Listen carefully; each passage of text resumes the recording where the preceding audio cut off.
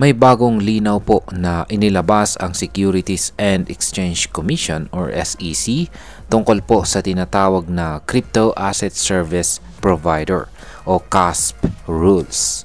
Ang mga bagong patakarang ito ay mahalaga hindi lang para sa mga malalaking crypto companies kundi pati na rin sa mga influencers, content creators, educators, at sa mga simpleng Pinoy na sumasabak po sa Web3 dito po sa mundo ng Web3 at crypto trading. Pero teka muna, kailangan ba talagang kumuha ng license ang mga gumagawa ng crypto content? Legal ba talaga ang mga airdrop at NFT games? At paano po ang staking na ginagawa ni Ethereum? Kaya sa video na ito ay iisa-isahin po natin ang paliwanag ng SEC tungkol sa mga isyong ito. At alamin po natin kung ligtas pa bang gumawa ng crypto content dito sa Pilipinas at ano ang epekto nito para sa atin bilang mga traders, investors at content creators. Ayan. Pero bago po tayo magpatuloy ay pakibasa na lamang po muna ang disclaimer dito sa ibaba ng ating screen. At ang source po ng ating balita rito ay syempre walang iba kundi ang Bit Pinas. Yan, simulan po natin sa kung ano po ang saklaw ng SEC CASP rules. Yan. Ayon po sa SEC, ang bagong CASP rules ay para po sa mga crypto asset service providers. Ibig sabihin ay ang mga kumpanya o platform na nag-aalok po ng crypto services gaya po ng exchanges, custodial wallets o investment platforms.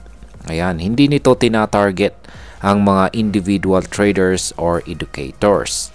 Pero kapag may isang tao na nagpo-promote ng isang crypto service o platform para sa bayad at hindi po rehistrado ang platform na yan, dito po papasok ang tanong ng legalidad. Ayan, ang simpleng pagbibigay po ng investment advice na hindi ka rehistrado ay maari ng paglabag, lalo na kung hindi kasakop ng isang rehistradong kumpanya. Ngayon ay kailangan ba ng lisensya ang mga content creators? Yan, kailangan bang kumuha ng lisensya ang mga content creators? Ang tanong na ito ay kinaharap ng maraming crypto influencers ngayon. Ayon po kay attorney Paulo Ong ng SEC, kung ikaw ay content creator at bahagi ka ng isang rehistradong CASP, hindi mo kailangang kumuha ng sariling license. Sakop ka na ng lisensya ng kumpanyang ito. Pero kung ikaw po ay independent at nagbibigay ka ng financial advice o diretsyong humihikayat sa tao na mag-invest sa isang platform na hindi po rehistrado sa SEC, lalo na kung bayad ka, posibleng maharap ka sa problema. Meron pong binubuong bagong patakaran ng SEC para sa mga financial advisors sa crypto. Kapag ito po ay naipatupad na, lahat ng nagbibigay ng advice kahit po sa YouTube ay maaring kailanganing kumuha ng certification. Ngayon is paano po kung education lang at wala pong promotion? Kung ikaw po ay gumagawa lamang ng tutorial, explainer, or general crypto knowledge, gaya po ng kung paano gumamit ng wallet, kung ano ang blockchain, at hindi ka po nagpo-promote o nagbebenta ng platform, hindi ka po kaagad masasakop ng CASP rules. Kaya ayan, tulad po ng ginagawa natin dito, tayo po ay naghahatid lamang ng balita. Ang mahalaga ay ayon po sa SEC ay good faith. Ibig sabihin ay kung layunin mo lang ay edukasyon at hindi mo sinasadyang humikayat ng investment, ay ligtas ka. Pero babala po ng SEC ay case to case po ang evaluation. Hindi porket educational ay ang tawag mo sa content ay ligtas na agad. Ayan. Ngayon ay pag-usapan naman po natin ang mga airdrops at saka token rewards. Ayan. Usong-uso po ngayon ang airdrops at may libreng token dito, may reward doon. Pero ayon po sa SEC, ang mga airdrop na walang malinaw na monetary value ay hindi agad itinuturing na regulated. Yan, pero kapag ang airdrop ay may kaugnayan po sa fundraising o naglalagay po ng expectation ng kita sa future, maaari na itong ituring na investment scheme. At kapag sinabi po ng SEC na investment scheme ito, dapat po itong irehistro bilang security. Kaya kung ikaw po ay nagbibigay ng token reward, siguraduhin hindi ito ginagamit para manghikayat ng investment.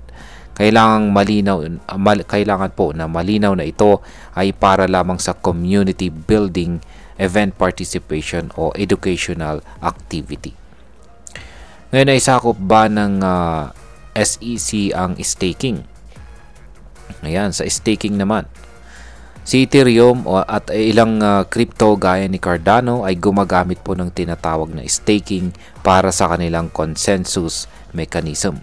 Ayon po sa SEC, ang ganitong uri ng staking ay kung ito ay direktang ginagawa ng user at hindi po sa pamamagitan ng third-party service, ay hindi po ito saklaw ng securities regulation. Ngunit kung may platform po na nag-aalok ng staking services, lalo na kung sila ay offshore o hindi po rehistrado at inaabot nila ang mga user dito sa Pilipinas, kailangan po nilang kumuha ng lisensya sa SEC. Kaya kung ikaw ay nag-i-invest sa staking services na hindi po rehistrado dito sa Pilipinas, mag-ingat ka dahil baka labag ito sa patakaran ng SEC. Yan, dito naman po tayo sa NFTs at saka mga GameFi projects. Ayan, good news po para sa mga indie game developers. Hindi mo kailangan ng 100 million pesos na kapital para lang makagawa ng NFT-based game. Ang mga NFTs na ginagamit po sa loob ng laro, gaya ng mga characters, skins o items ay hindi po itinuturing na securities kung ito ay purely for in-game mechanisms lamang.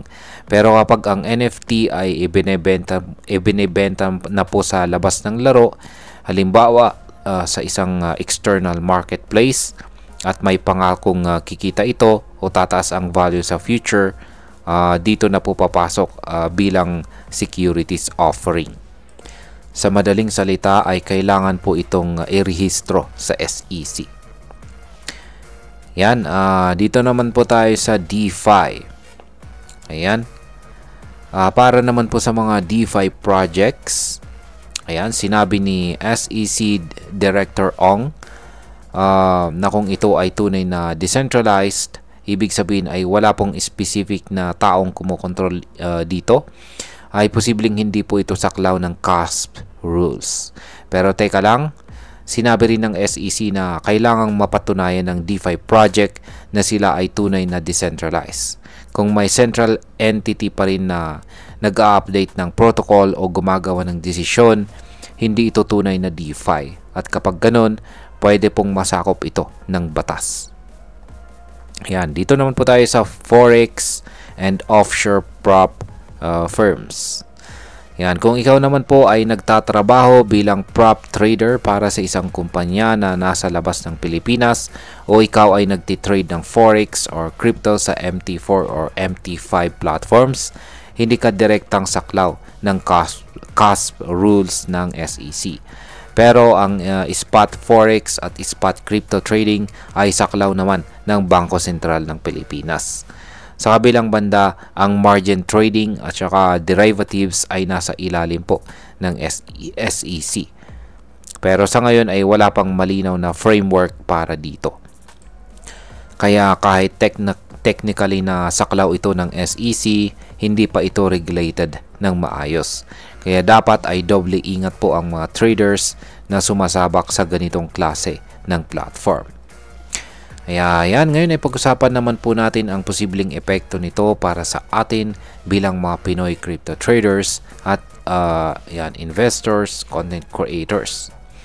Yan, para sa atin, ibig sabihin nito ay dapat po nating suriin kung saan po tayo nag-i-invest.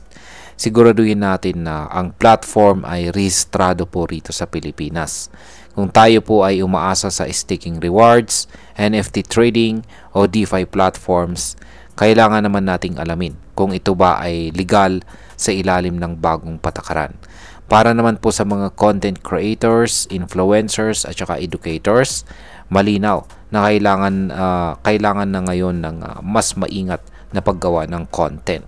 Hindi na po pwedeng basta-basta ang chill ng chill o affiliate link ng affiliate link, lalo na kung hindi rehistrado ang platform. Kung tayo po ay nagsusulong ng edukasyon ng walang bayad at wala pong layuning manghikayat ng investment, mas ligtas po tayo.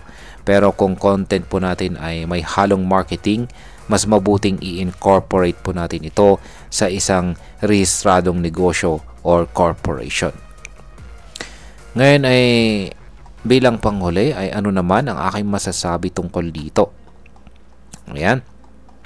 Para sa akin, tama lamang po na linawin ng SEC ang patakarang ito. Ang crypto space ay mabilis at puno po ng panganib. Ang malinaw na regulasyon ay makakatulong po para sa atin bilang mga Pinoy para hindi po tayo maloko or mapahamak. Pero sana habang nagpapatupad sila ng batas, huwag nilang hadlangan ang innovation at kalayaan sa pagpapahayag. Ang edukasyon po ay dapat manatiling bukas.